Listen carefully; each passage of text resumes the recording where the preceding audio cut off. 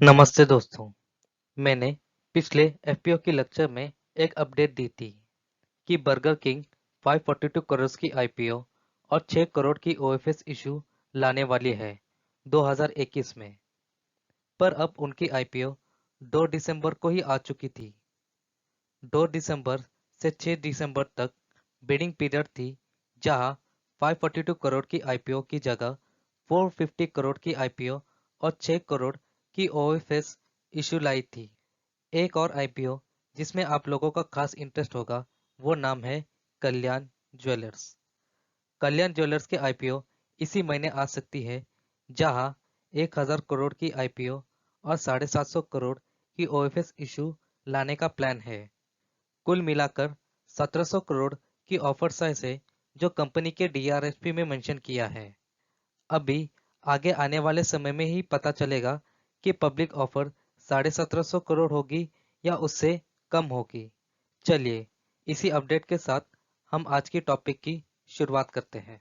चलिए, आज के सिखाए जाने वाले टॉपिक्स एक बार देख लेते हैं। सबसे पहले हम बुक बिल्डिंग क्या होता है उसे सिंपल लैंग्वेज में समझेंगे।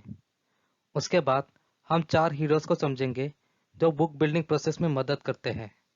और आखिर में इस लेक्चर के कुछ इंपॉर्टेंट पॉइंट्स एक बार देख लेंगे ताकि आपके कंसेप्ट्स क्लियर हो जाए। ये आईपीओ सीरीज की तीसरी लेक्चर है। अगर आपने आईपीओ और एफपीओ के लेक्चर्स अभी तक देखा नहीं है तो उसे ज़रूर देखिएगा। लिंक आपको डिस्क्रिप्शन में मिल जाएगी। चलिए आगे बढ़ते हैं। चलिए, बुक बिल्डिंग की डेफिनेशन हम आसान भाषा में समझेंगे। बुक का मतलब क्या है?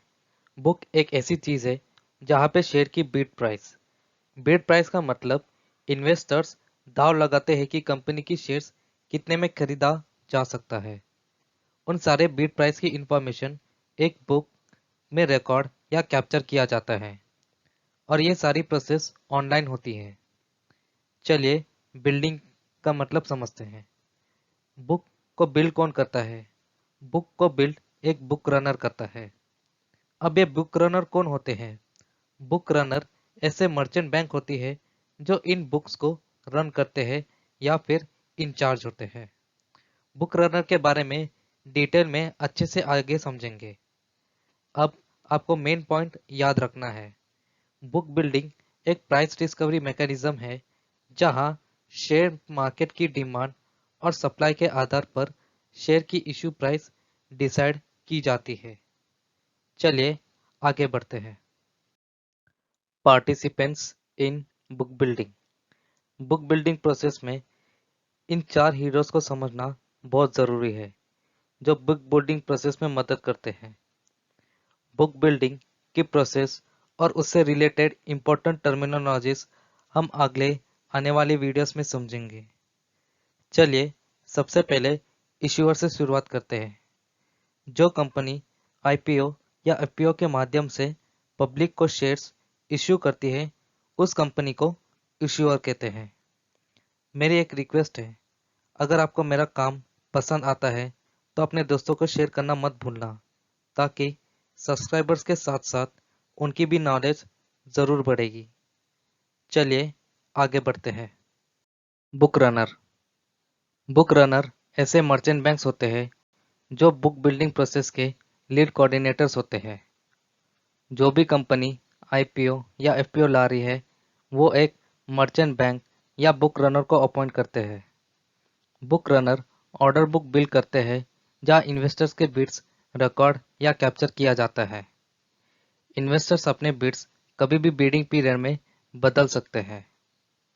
बिडिंग पीरियड खत्म होने के बाद ऑर्डर बुक को क्लोज किया जाता है और शेयर्स की फाइनल प्राइस पब्लिक को बताया जाता है। शेयर्स की फाइनल प्राइस कंपनी और बुक रनर दोनों मिलकर डिसाइड करते हैं। चलिए आगे बढ़ते हैं। अंडरराइटर। अंडरराइटर्स कई तरह के होते हैं। अंडरराइटर्स बैंकिंग, इंश्योरेंस और स्टॉक मार्केट्स में होते हैं। हम स्टॉक मार्केट के अंडरराइटर्स को समझेंगे। अंडरराइटर्स इश्यूइंग कंपनी के बिहाफ पर कैपिटल रेज कर सकते हैं या इश्यूइंग कंपनी के शेयर्स खरीदकर मार्केट में बेच सकते हैं। इससे इश्यूइंग कंपनी की मिनिमम सब्सक्रिप्शन की रिक्वायरमेंट फुलफिल हो जाती है। दूसरी तरफ अंडरराइटर्स रिस्क टेकर्स होते हैं। कंपनी अंडरराइटर्स के साथ एग्रीमेंट करती है और गारंटी भी देती है कि यदि आईपीओ अंडर सब्सक्राइब होता है तो अंडरराइटर्स कंपनी के शेयर्स खरीद लेगी और बदले में अंडरराइटर्स को कमीशन मिलता है। चलिए आगे बढ़ते हैं। Syndicate member. सिंडिकेट मेंबर्स ऐसे कमर्शियल या इन्वेस्टमेंट बैंक होती है जो सेबी द्वारा रजिस्टर्ड ब्रोकर्स होते हैं और अंडरराइटिंग प्रोसेस में मदद करते हैं।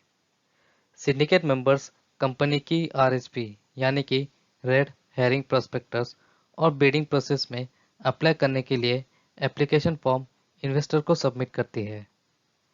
इन्वेस्टर्स अपने बिड प्राइस सिंडिकेट मेंबर्स को सबमिट करती है और सिंडिकेट मेंबर्स अपने सारे इन्वेस्टर की बिड डिटेल्स एक इलेक्ट्रॉनिक सिस्टम में एंटर करते हैं और हर बिड प्राइस की ट्रांजैक्शन रजिस्ट्रेशन स्लिप जनरेट होती है जो बिडर्स या इन्वेस्टर्स को दिया जाता है। इन्वेस्टर्स अपने बिड्स बिडिंग पीरियड में कभी भी चेंज कर सकते हैं और बिडिंग पीरियड 3 से 7 वर्किंग डेज होती है। चलिए जल्दी से एक बार की टेक अवेज देख लेते हैं। चलिए जल्दी से एक बार इस लेक्चर के 4 इंपॉर्टेंट पॉइंट को समझ लेते हैं। सबसे पहले बुक बिल्डिंग एक प्राइस डिस्कवरी मैकेनिज्म है जहां डिमांड एंड सप्लाई के आधार पर इश्यू प्राइस फिक्स किया जाता है और final price book runner and company दोनों मिलकर डिसाइड करती है। दूसरा point, book runner investment banking क्षेत्र में लीड कोऑर्डिनेटर्स होते हैं। पोटेंशियल इन्वेस्टर के सारे बिड्स इलेक्ट्रॉनिक सिस्टम में रिकॉर्ड या कैप्चर किया जाता है।